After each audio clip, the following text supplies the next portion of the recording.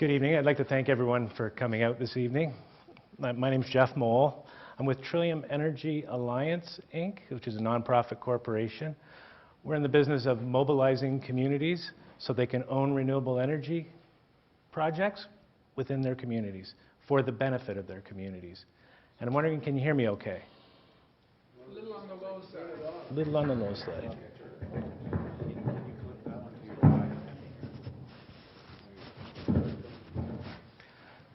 So as I said, we're in the business of mobilizing communities so they can own renewable energy opportunities for the benefit of their communities. The feed-in tariff program was part of the Green Energy Act, intended to incentivize electricity generation from renewable energy sources. And with that Green Energy Act, there was a whole structure made around community involvement. So I got involved with this because of an opportunity that was lost in our community. And I started to learn an awful lot about the community energy sector and what the hurdles were to developing projects for the benefit of the community. Ontario, at this point in time, our waterfalls are in imminent danger of being taken over by corporations for the benefit of absentee shareholders who will leave very little, if anything, for the communities where these opportunities exist. So I'm not for or against any renewable energy. I just want to make sure that communities have the opportunity to assess local renewable energy generation opportunities for the benefit of the community. So through my research and involvement in the one project in our community, I was able to develop a business model as to how these projects can be financed and move forward in a sensible way so that communities can have a respectful dialogue about should we or shouldn't we develop this project within our community. What are the options? What are the impacts? And what are the potential benefits to our community? What's it going to look like? How is it going to operate? How much is it going to produce for our community? All of these things need to be answered and put forward to the community so they can make a rational decision as to what to do. What are the green light issues? What are the yellow light issues? And what are the red light issues? So, basically what happened was in our community, this opportunity was grabbed by a corporation to develop one of Ontario's publicly owned waterfalls. The potential was there for a 3 to 5 megawatt hydro facility. It's a $25 million project, could produce potentially $2.5 million a year in gross revenue. Debt servicing, operation maintenance would be somewhere in around $1.5 million plus or minus. So there's potentially $1 million a year surplus revenue under the feed-in tariff program. That $1 million would be essentially extracted from our community and put into the pockets of one of the richest men in Canada because he was in the right place at the right time and was there taking control of that opportunity, and our community wasn't mobilized. We didn't realize that we had this valuable asset there.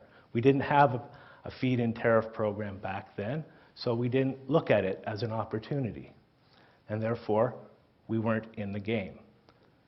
So in order to try and convince the government that, you know what, there was this opportunity here, we just weren't mobilized. We'd like to have that opportunity to look at this project.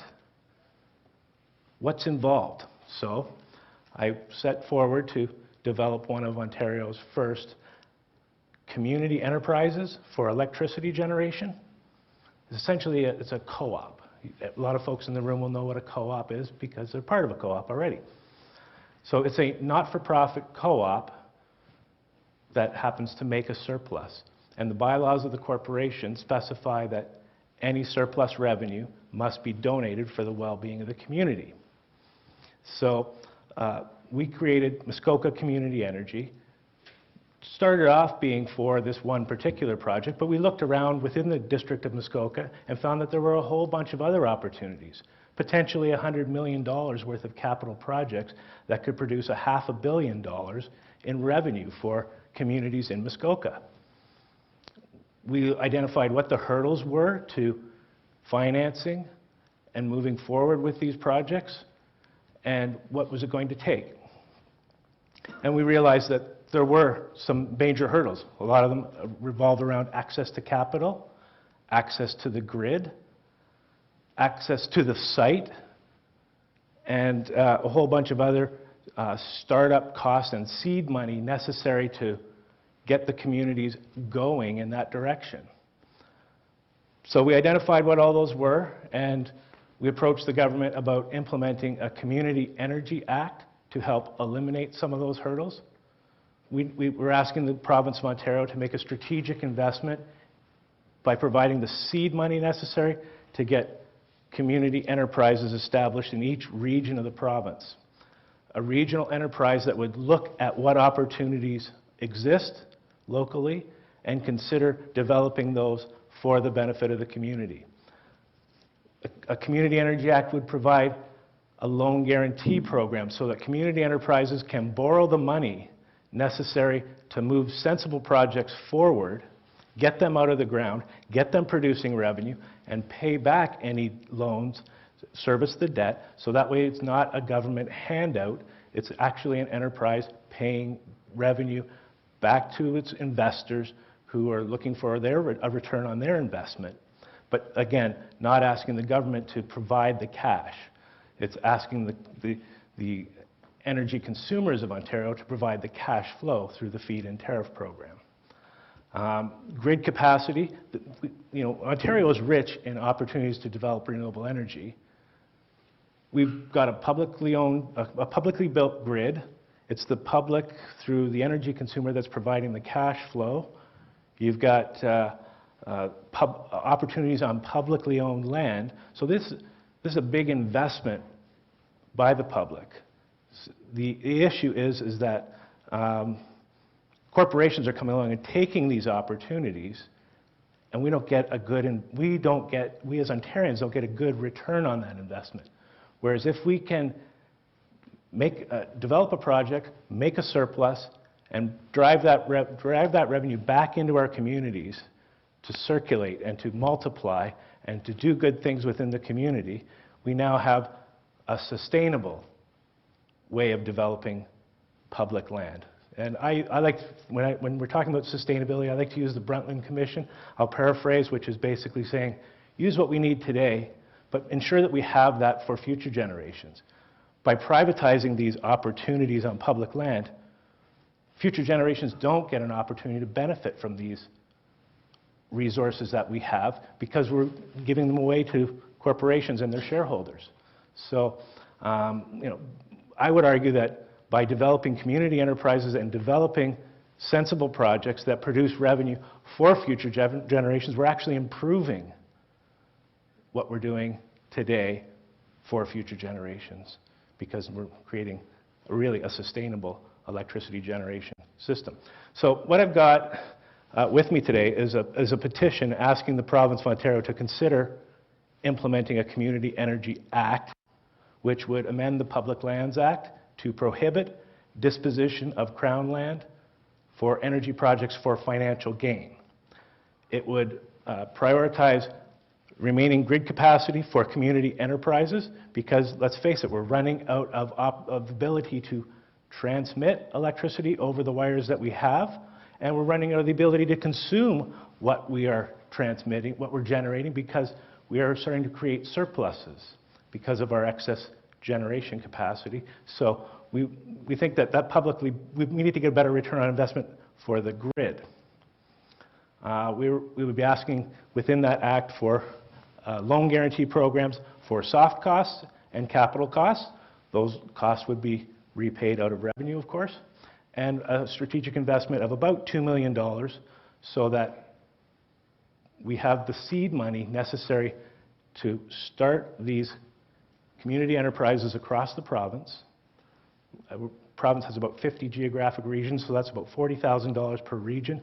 A lot of that money actually goes back to the government anyway in the form of fees and licensing charges, et cetera, et cetera.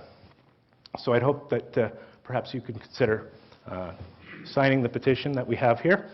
One other thing that I would say is just about the business structure itself. So what I'm suggesting is we put in place the corporate governance structure. So what has to happen is, and this is where Trillium Energy Alliance comes in, is that we're in the business of mobilizing communities, so we go out and recruit a board of directors, a founding board of directors that is put in place in each region of the province. The community enterprise then goes out and runs a membership drive.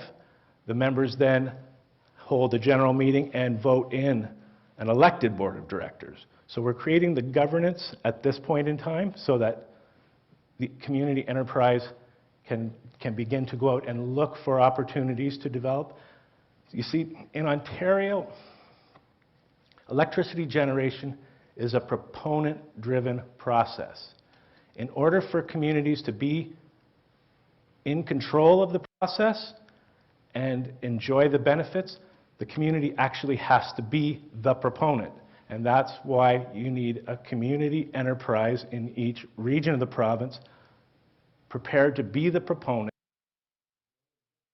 of the opportunity to apply for the power purchase agreements with the province, to obtain site control, to assess the opportunity for its technical and economic feasibility, for all of its environmental impacts, get all of the approvals on behalf of the community, hear what the community has to say, present reports to council, work with staff at the municipal level, work with government agencies all up and down the chain of municipal, provincial, federal level.